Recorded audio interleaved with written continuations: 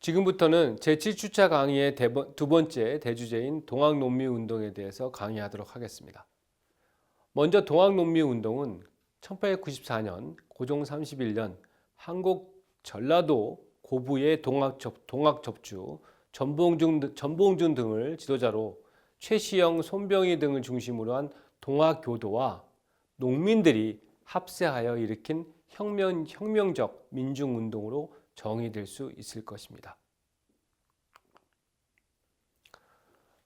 이러한 동학농민운동 발생 원인으로는 첫째, 이모군란과 갑신정변 이후 우리가 6주차에서 다 배웠죠. 이모군란과 갑신정변 이후에 지속적으로 진행된 국내 정치적 불안정. 그다음에 두 번째는 즉 웰스죠. 그러니까 부의 불균등 배분 심화. 셋째는 여전히 진행되는 중간관리층의 피지배 민중에 대한 지속적인 수탈. 네 번째는 한국에 대한 일본, 중국 및 서구 열강들의 제국주의적 침탈 격화 등을 그 원인으로 들 수 있을 것입니다. 즉 다시 말하면 문호개방 이전부터 우리가 누누이 살펴봤던 그런 심화된 국내적 위기와 불안정한 정치 상황, 또 그 안에서 국민들이 받고 있는 고통이 그런 지속되는 과정에서 특히 제국주의적 침탈이 더욱 강화됐던 것이 바로 동학농민운동 발생의 원인이 되었던 것이다 라고 할 수 있겠습니다.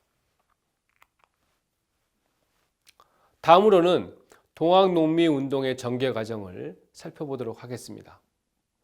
크게 제1차 봉기와 제2차 봉기로 나눠집니다. 먼저 제1차 봉기의 전개 과정을 말씀드리도록 하겠습니다. 1894년 음력 1월 10일에 전라도 고부군수 조병갑의 가렴주교에 대한 반발로 고부봉기가 발생합니다. 가렴주교라는 것은 못된 짓들이죠. 군수가 여러 가지 못된 짓을 그 군민들한테 한 거죠. 그렇죠? 세금도 많이 걷고 그다음에 여러 가지 부역도 많이 시키고 이런 것들 도와주지 않고 계속 괴롭히기만 하는 것을 우리가 어려운 말로 가렴주교라고 합니다. 그 가렴주교에 대한 반발로 고부 지역에서 최초 봉기가 발생합니다. 그리고 1894년 음력 3월 20일에 전봉준, 김기범, 손하중, 최경선 등 1만 명, 10,000명에 가까운 사람들이 전라도 무장이라는 곳에서 봉기를 합니다. 이들은 창의문이라고 해서 무장동학 포고문을 발표하는데요. 그 내용은 부패한 관리, 우리가 아주 어려운 말로 탐관오리라고 하는데 부패한 관리를 제거하고 국가를 보호하고 국민을 편안하게 하는 보민 호국의 그런 그것을 표방하는 것이었습니다. 이후 1894년 음력 3월 25일에는 전라도 백산이라는 곳에서 백산 집회를 열고 동학농민군 4대 행동 강령을 발표합니다. 어떻게 동학농민군이 앞으로 행동을 할 것이냐 집회에서 이제 발표한다는 것이죠. 그 첫 번째는 사람을 함부로 죽이거나 백성의 재물을 빼앗지 말라 앞으로. 두 번째는 충과 효를 모두 온전히 하여 세상을 구제하고 백성을 편안하게 하라. 셋째는 외적, 즉 일본과 오랑캐, 서양 세력을 몰아내고 나라의 거룩한 길을 밝혀야 한다. 그 네 번째는 군사들이 이끌고 수도, 즉 한양이죠. 캐피털이죠. 그렇죠? 수도로 진격해서 수구 보수 세력을 제거할 것. 이 네 가지가 당시에 그 행동 강령을 발표한 것이죠. 여러분도 어떻게 생각하세요? 그렇죠? 첫 번째는 사람을 함부로 죽이거나 백성의 재물을 빼앗지 말라. 그 충과 효를 온전히 해 세상을 구제하라. 또 백성을 편안하게 하라. 외적과 오랑캐를 몰아내자.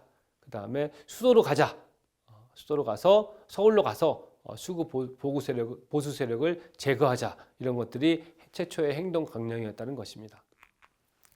이어 1894년 음력 4월 7일에는 동학농민군이 전라도 황토현 전투에서 관군, 그 한국군이죠. 한국의 관군, 정부군이죠. 관군에 승리하고 음력 4월 23일에는 전라도 황룡촌 전투에서 역시 관군에 승리합니다.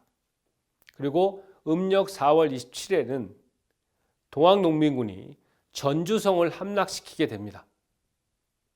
이 시기에 전라도 외에도 전라도라는 지역 외에도 황해도 황주와 해주, 경상도 김해, 충청도 옥천, 회덕, 목천, 보은 이런 등지 거의 뭐 전국적인 부분에서 무장 봉기가 일어나게 되고요. 이런 상황이 진행되는 가운데 음력 5월 7일에 동학농민군과 한국관궁 사이에 전주 화약이 체결됩니다. 서로 화해하는 그런 약조죠. 조약이 체결됩니다. 주요 내용은 앞으로 해산한다. 이제 해산하는 동학농민군이 농민군에 대해서 신변을 보장할 것과 그다음에 동학농민군 측이 요구한 소위 패정개혁안 그 12개 조를 국왕에게 즉 고종에게 보고해달라는 것입니다. 보고하겠다는 것이죠. 그런 소위 합의를 본 겁니다. 합의를 보면서 이런 내용들을 보고해주고 우리가 해산할 때 함부로 관군이 끌어가지 마라. 이런 것만 신변 보장해달라. 이 두 가지를 가지고 한 것이 전주 화약이라고 할 수 있겠습니다. 중요한 것은 패정개혁안인데요. 패정개혁안 12개 내용을 한번 보겠습니다. 이 패정개혁안은 앞으로 이렇게 해달라. 이제 국가가 이렇게 해달라는 겁니다. 지금까지 이런 나쁜 것이 많았기 때문에 이제 이런 것 해달라고 왕에게 보고해달라는 것이죠. 자, 첫 번째 1조가 뭐냐면 1조가 사람을 함부로 죽인 자는 엄벌할 것. 그렇죠? 국민을 함부로 죽인 자는 엄벌할 것.